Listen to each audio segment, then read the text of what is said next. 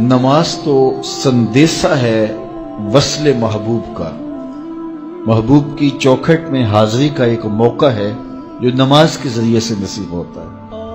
تو اگر کوئی شخص نماز کو اپنے لیے بوجھ سمجھتا ہے تو پھر وہ محبوب کی ملاقات کی اہمیت کو ہی نہیں جانتا۔ نماز کے لیے جب اذان پکاری جائے تو بندے کو خوشی، فرحت اور مسرت ہونی چاہیے کہ میں اب رب کے حضور حاضر ہوں گا، نہ یہ کہ وہ گھڑی پہ نظر ڈال کے کہے کہ ابھی تو آئے ہیں اب پھر دوبارہ اذان شروع ہو گئی، تو پھر اس کو شوق نہیں ہے مالک کے حضور حاضر ہونے کا۔ حضور علیہ الصلوۃ والسلام تو جب حضرت بلال حبشی کو نماز کے لیے اذان کا کہتے تو یہ ارشاد کرتے، ارحنا یا بلال، بلال اٹھو اور ہمارے دل کو راحت پہنچا دو۔ ارحنا یا بلال، بلال ہمارے قلب کو، ہمارے دل کو راحت پہنچا دو۔ تو یہ حضور کے قلب کی راحت، تسکین اور قرار کا سبب ہے۔ آقا کریم علیہ الصلوۃ والسلام نے معراج کی شب جہاں بہت سارے لوگوں کو عذابوں میں مبتلا دیکھا تو ایک شخص کو دیکھا، رجل مغیب فی نور العرش، کہ وہ عرش کے نور میں غائب تھا، اس کے اطراف میں نور ہی نور تھا اور وہ نور میں ڈوبا ہوا تھا۔ تو پوچھا کہ یہ کون خوش نصیب شخص ہے، کوئی فرشتہ ہے؟ تو جواب آیا فرشتہ نہیں ہے۔ یہ کوئی پیغمبر ہے؟ پیغمبر بھی نہیں ہے۔ تو یہ کون شخص ہے کہ جو انوار الہیہ کے حصار میں ہے اور ہر طرف نور ہی نور پھیلا ہے؟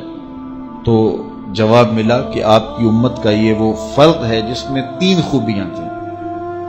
پہلی خوبی تو یہ کہ اس کی زبان اللہ کے ذکر سے تر رہتی تھی، اور دوسری خوبی اس میں یہ تھی، وَقَلْبُهُ مُعَلَّقٌ بِالْمَسَاجِدِ، اور اس کا دل مسجدوں کے ساتھ لٹکا ہوا تھا، مسجدوں کے ساتھ دل بستگی تھی سے۔ فرمایا کچھ لوگ ہوتے ہیں کہ وہ مسجدوں کی میخیں ہوتی ہیں، جس طرح وہ کیل لکڑی میں ٹھک جاتا ہے تو یہ بھی مسجدوں میں ٹھکے رہتے ہیں، جب بھی ڈھونڈو گے مسجد سے ملیں گے۔ فرمایا کبھی یہ لوگ بیمار پڑ جائیں اور مسجد میں حاضر نہ ہو سکیں تو اللہ کے کچھ فرشتے ہیں جو ان کی عیادت کرنے کے لیے ان کے گھروں میں جاتے ہیں۔ تو مسجدوں کی حاضری، مسجدوں کی تعمیر میں دلچسپی، مسجدوں کی آباد کاری کے لیے کوشش، مسجدوں کی صفائی ستھرائی کا اہتمام و التزام، مسجد کی تعمیرات کے مراحل میں دن رات ان سے وابستہ رہنا، یہ خوش نصیب لوگوں کا مقصود ہے۔ فرمایا کہ اللہ کے گھر وہی تعمیر کرتے ہیں جو اللہ اور پچھلے دن پر ایمان لاتے ہیں۔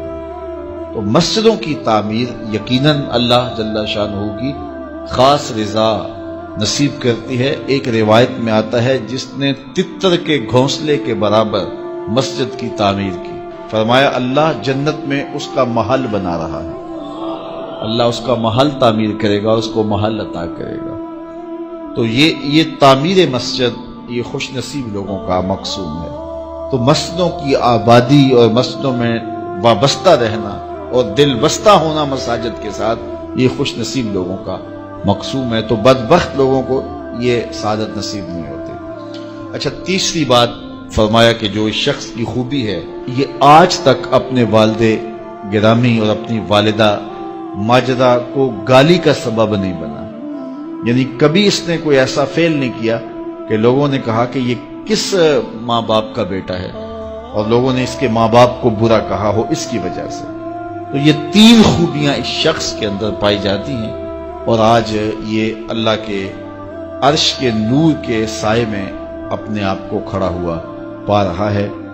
تو جن کے سر نماز سے گوجل رہیں، مسجد کی حاضری جن کے لیے شوق ہو اور مسجد میں آتے ہی نکلنے کے لیے کوئی راستے ڈھونڈ رہے ہوں، تو انہیں اپنے اندر اترنا چاہیے۔ لائک کیجئے اگر یہ ویڈیو آپ کو اچھی لگی ہے تو، کمنٹ کیجئے اگر آپ کی کوئی رائے ہے یا سوال ہے، شیئر کیجئے اپنے دوستوں کے ساتھ بھی۔